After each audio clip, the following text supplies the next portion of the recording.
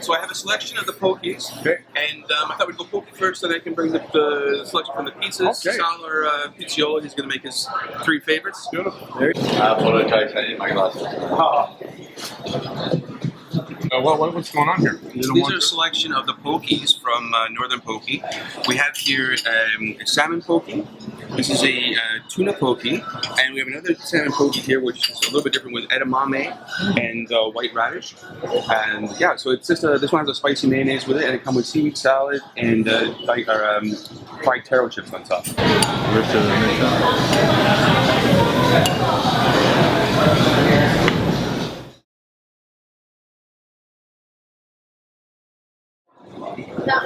Okay, Peter, in case of a divorce, who gets the custody of the kids?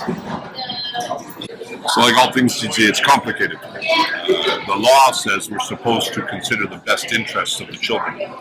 What's best for these kids?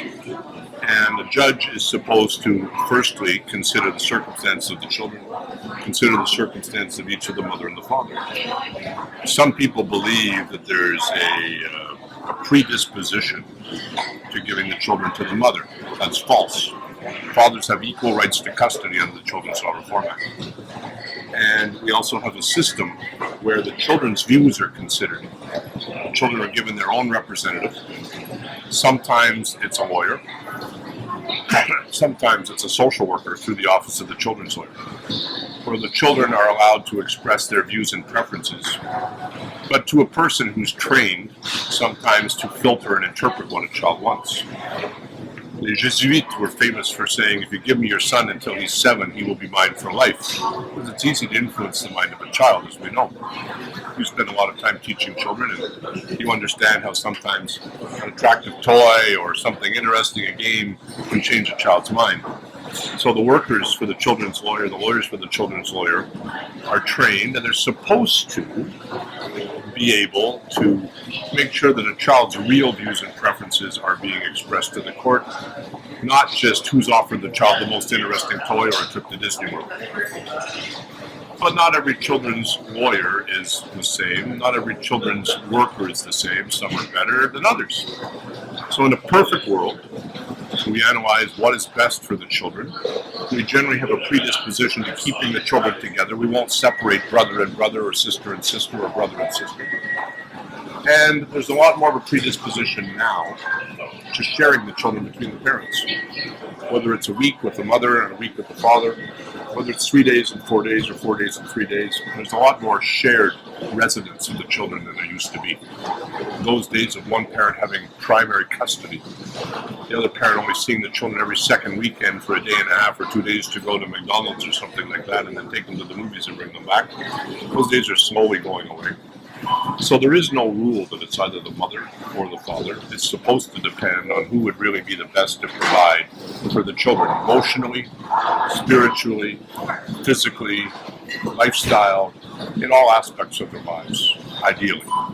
I believe maybe the parents today should be under social people, no? Because the kids, they don't have, their brain is not really made. When they start really to get 16 to 18, this is where their brain start to find a place, because the kids, they don't really know, they can get influenced just like that. But the parents, I believe that some people have enough experience to have some kind of common sense. When they talk to the dad, they can see if there's something wrong with him. It can be alcohol, it can be drugs, it can be different kind of issues. In the same way with the mom. I think people, they should maybe work at the base, and after that, when you bring the two people together, you can see really how they act. I think in today's world, we have enough people who understand human beings to see really what's right and what's wrong in some ways. I believe that in some ways it's very short to be right and wrong is very close. But to be able to, because some people are very good at acting and very good about, show the lie in some ways, and people, they get touched, because some people are women and they get touched. But how you find really the right people to find, not only necessarily to go to court where it costs a lot of money to get a lawyer, but to have some people who have some kind of understanding, even to the physical, even to the writing, to the, how people write. We can study the character how people talk, you know, and if they have some kind of issues. I'm sure there's a lot of professionals who can find out about that. I think that will be mainly the first things to see really after maybe a few sessions to decide really who has more common sense than who, you know what I mean?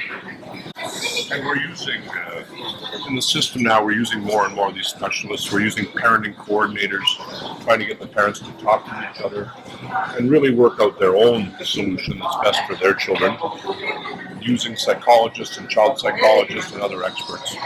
But as you can imagine, there are only so many of these people available. It's expensive to go and see them. You're already spending money in legal fees and lawyers. Now you're spending money in doctors and psychologists, parenting coordinators. And then these people need time to do all of these things. And court cases already take a significantly long period of time. So that's all working through the system, balanced off against how much money it costs to do it. Because again, you're absolutely right.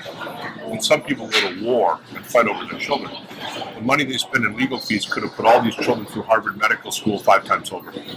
Millions and millions and millions of dollars. Sometimes not at all because they care for the children. Sometimes because they hate the other parent so much that they're going to use the children as a weapon. The child becomes the sword. So we need to be careful about the things we say to them. When people go through these divorces and separations, so often and too often, you see them bringing the children into the fight and saying bad things about the mother or bad things about the father to the child, and this takes this child and tears his or her soul apart. Just destroys the very fabric of this human being. I always believe that even when it comes to money, you know, the kids, they don't know if you're rich or poor. The only thing they want to see on you is the smile on your face. You know, and a lot of people who have so many issues, so many difficulties during the day, when they go home, it's difficult for them to smile. But how much that costs? You know, can you put a price on it? No. If you feel like you're really happy when your kids go home and you smile, they don't have to worry. But if they don't see you smile, this is where they give you headaches on that time. You know, that's the way it goes. But I believe that the kids are sponge. They can learn anything. You can teach them 2 or 3 languages. They can learn how to swim, horseback riding, anything you want if you put them in the right place. But for some people, they put them, they're scared of this, they don't want to learn that language, or they put them in boxes. And it's difficult for some kids who want to go to get out from that box, you know, because the parents are still keeping them in that place. You know? Look at the places like Rwanda. Yeah, in places like Rwanda, they teach them to kill. They teach them to be child soldiers. They teach them to hate. Teach them to embrace death. And they're 8 years old and 10, at the age of my son. Imagine my son with a rifle shooting people in the field and being taught to kill. Because, as you say, they're small sponges. I like you. You once told me about your philosophy at the Buddhist temple, about what our role is with respect to children. And we're not there, I believe you said, we're not there to control them, but we're there simply to be their guides. Lots going on. So the company's grown, you know, leaps and bounds in the last couple of years. Oh. Well, they started like 1963. Yeah, 63. Cosmo was the visionary, right? The kids are all active and they're all kind of putting their own little spin on it. And yeah, it's quite nice to see what's happening, right? So yeah, great things to come. Very nice. Yeah, that's good. Yeah, Excellent. Excellent. Okay. All right. What's balade? Allons visiter. Where should we wander? Station used to be over by where she used to work, right? So this is kind of like our connoisseur room, chocolates and oils and vinegars. We have to bring Sylvain. Oh yeah, his brother Sylvain, The Master Chocolatier. Master Chocolatier, head of the American Culinary Olympic team, consulting chef for Valrhona Chocolate. Wow. Okay.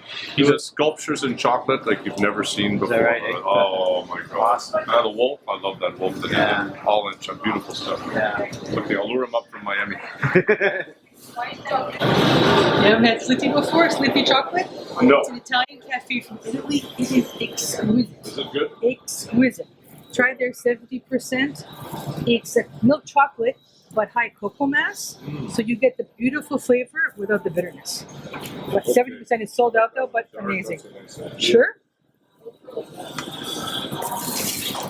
Well, a dear friend of mine who is a pastry chef at Paris maintains that the best chocolate is Italian. Vas-y, italien. No, this is made by a Brazilian in Toronto. She's Mary's Brigadeiro. Her name is here. And she's part of Ontario's Food Starter Program, the Commercial Kitchen and Kilo Awards, where she makes them. So what do you think? I found the 82 too strong, personally. Okay. Oh, the 73. 73 was nice. Okay. My favorite combination is Should we go about, low? I'm just Go gonna say, down I to love 60? I love about a 64. This is Let's a try that. 69. This is part of David Chow's collection. Which one is this one? My eyes are. Let's have a look. Delicious. Thank you, Rosa. That was amazing. Awesome. Awesome. Very, very nice. Next time I come back, don't try some Blues. Oh, don't worry. Hope you're Blues gonna from go Chicago. for it. She's a cordon bleu chef. She's fantastic. Very nice. Thank you. Yeah. Delicious. Very nice. Very welcome. I enjoyed that. Things I hadn't tried before. The most important really is to find peace with yourself, is to really grow and discover really who you are as a man, who you are as a woman. And if you want, in a relationship, I believe that it's not two people looking at each other, but it's two people who look in the same direction. As a woman, you want to help your husband to realize his dreams, and as a man, you want to help your wife realize her dreams. This is how you, when you look in the same direction, you give a road, you give a moving forward. When you start to look at each other, what you raise in one person is not the person you don't like, it's what they raise in you don't like about yourself. This is where all of the conflict gets involved, you know? Yeah.